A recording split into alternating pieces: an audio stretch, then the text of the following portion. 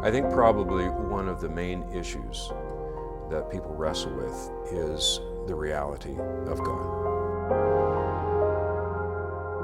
And when we do not understand this cosmic battle that has been raging from the very beginning between God's truth and the lies of the world, the flesh, and the devil, we take the truth claims of the world as if they're true.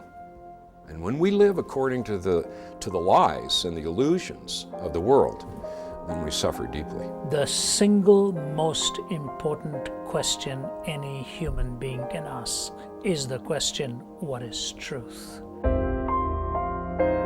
So when Pilate looked at Jesus, and Pilate says, what is truth, and walks away, Pilate walked away from the greatest authority on the greatest question and committed the greatest crime at that time.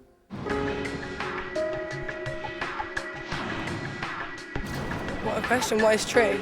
That's a really hard question, what is truth? What is truth? We understand it in a way that makes sense for us. Truth is very hard to give a definition to, I think. It's one of the most pivotal times in history. I have never sensed a more momentous occasion than now. The world is reeling with uncertainty. It's almost like it's in the air. Everything's truth is coming from our mind, I believe. I might interpret truth through the lens of science. I might interpret truth through the lens of some ideology, perhaps communism. We've got a crisis of truth, not only in the universities, but in the culture. For us, truth is relative and subjective and pragmatic and so on. At its worst, truth is dead. What is truth? Different people with different value systems may have different what they see as truth. I truly believe there's a difference between fact and truth. There is a real sense of fear and uncertainty, and nobody seems to have the answers.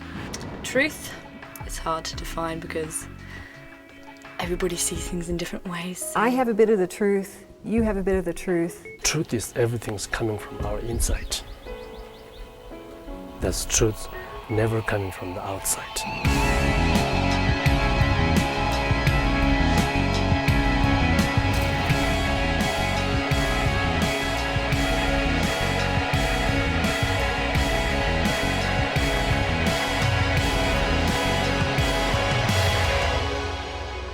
There are many ways to interpret, understand, and experience truth.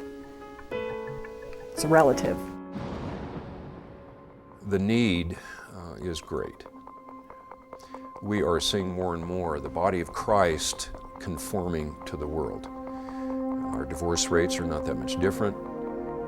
Sexual addiction, our outlook on life is not that much different from the rest of the world. And in our churches, this whole move towards doctrinal vacuum, where the person knows less and less of why they believe what they believe, has been a dangerous amputation that has taken place. The relativism, like a rot, has eaten deeply even into Christian circles. Christians who've given up truth in the name of all the postmodern skepticism are absolute fools, and they're destroying the very foundations in which we're sitting. Truth is fundamentally about who God is. Those who take God seriously take truth seriously.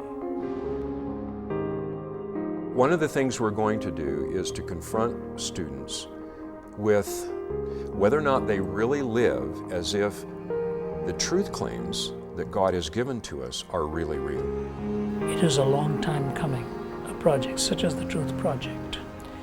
The question of truth and training minds in how to approach truth is of importance that cannot be gainsaid. We're hoping to build that framework and that belief that confidence that God has indeed spoken to us, and He is who He says He is, and He can be trusted.